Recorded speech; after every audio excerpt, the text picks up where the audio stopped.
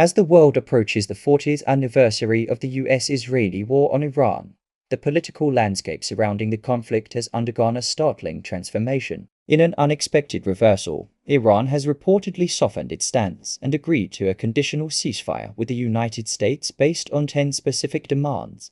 Meanwhile, the US president has announced a dramatic shift in strategy, abandoning threats that once pushed Iran into the abyss in favor of economic incentives often described as taking gold. While both sides have formally accepted the truce, it remains unclear whether this represents a genuine step toward a permanent end to the war or merely a tactical pause. Adding to the complexity, Israel has announced that it will continue its military operations against Lebanon, explicitly excluding its northern neighbor from the ceasefire agreement.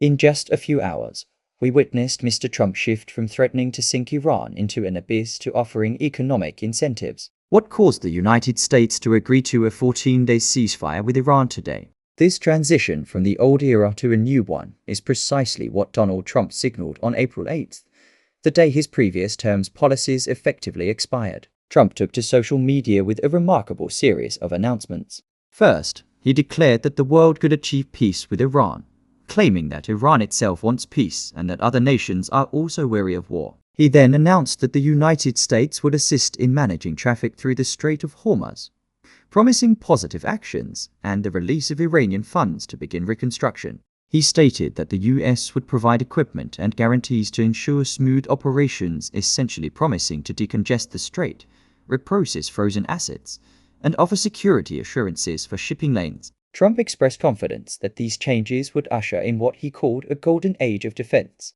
Just 4 hours later, he posted another message, revealing that the US would work closely with Iran to facilitate a form of regime change, though he described it as productive and not too material.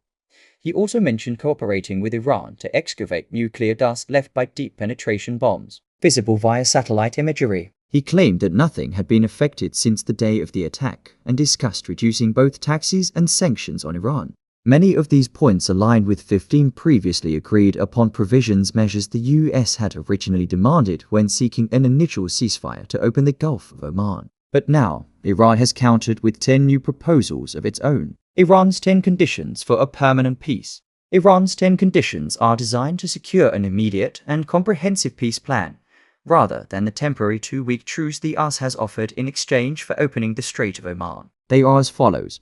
1. Guarantee that Iran will not be attacked again. 2. End the war permanently, not merely pause hostilities. 3. End the Israeli invasion of Lebanon. 4. Lift all US sanctions on Iran. 5. End fighting involving Iranian opposition groups and Iranian forces, including Hezbollah, with the additional demand that ISIS not be allowed to attack in Lebanon. 6. Iran will open the Strait of Oman, also referred to as the Strait of Undergone in some reports. 7. Iran will impose a $100 million fee for passage through the strait. 8. Iran will share the resulting revenues with Oman. 9. Iran will establish a legal framework for safe passage through the strait. 10. Iran will use the funds generated from the strait to repair what damage. Notably, these 10 points do not address what the United States wants most, assurances that Iran will not become a nuclear weapons state. Despite French President Macron's repeated insistence on this issue, Iran's conditions show no willingness to concede on that front. Why the US changed its mind to answer this question about America's reversal? First, diplomatically, Pakistan has worked tirelessly to bring both sides to halt a conflict that has had severe consequences not only for the region, but for the entire world. International shipping lanes have come under grave threat, and the disruption could have lasted for a long time, with serious global repercussions. Second, Iran has confirmed that it allowed the resumption of traffic through the Gulf of Aden over the past 2 weeks. Iran stated that it did so to reduce disruptions to global oil exports and gas supplies at a time of rising prices. This suggests that both Iran and the US have found common ground on this issue, making President Trump more cautious in his approach. Third, Iran agreed to open the Gulf of Aden because it faced a very serious threat to its own energy and civil infrastructure. Fourth, regarding the possibility of US invasion, there is a strong feeling that such action would provoke retaliation against US military installations across the Middle East. One more point. President Trump told the press that China has also helped facilitate the talks. He noted that Chinese ships have played a role in recent days. However, his emphasis on Pakistan rather than China suggests that behind the scenes, the issues of opening the Strait of Oman and the defense order were also strongly conveyed to Beijing, to the point that China had to pressure its allies to come to the negotiating table with the USN. Current status: is the strait operating? Is the ceasefire holding? Whether the Strait of Hormuz is operating normally and whether both sides are actually implementing the ceasefire.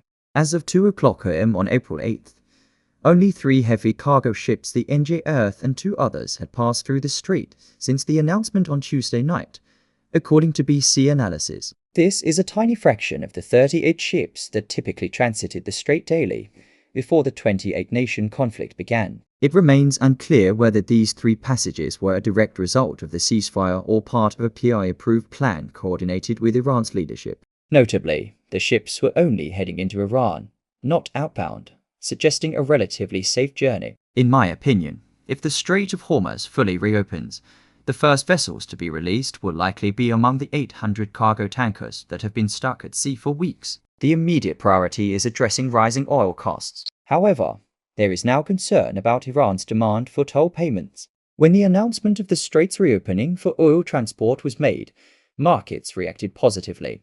Oil prices fell 13% to $94.8 per barrel, while US oil dropped 15% to $75.75 per barrel. As for whether the United States has truly stopped attacking Iran, reviewing the news timeline from the last day of the war, there are no reports of US strikes on Iran at any point. Israel, however, continues its operations.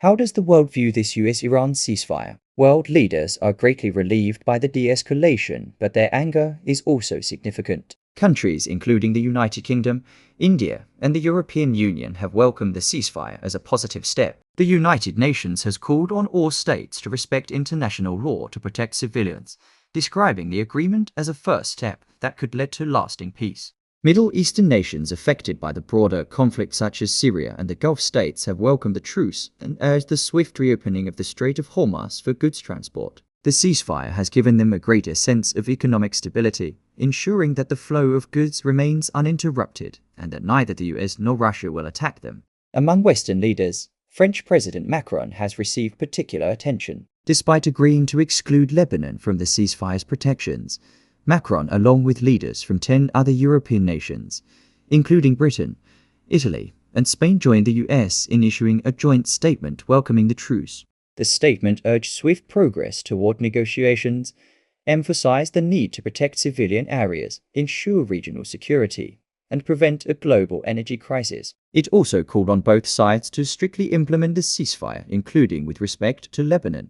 Why Israel claims it will continue attacking Lebanon? Why has it excluded Lebanon from the ceasefire? Certainly, the attacks have continued to escalate since the war broke out. Hezbollah has launched rockets and missiles into Israeli territory, as well as firing missiles from Lebanese soil. On April 8th, an explosion in Beirut caused panic in the Israeli capital.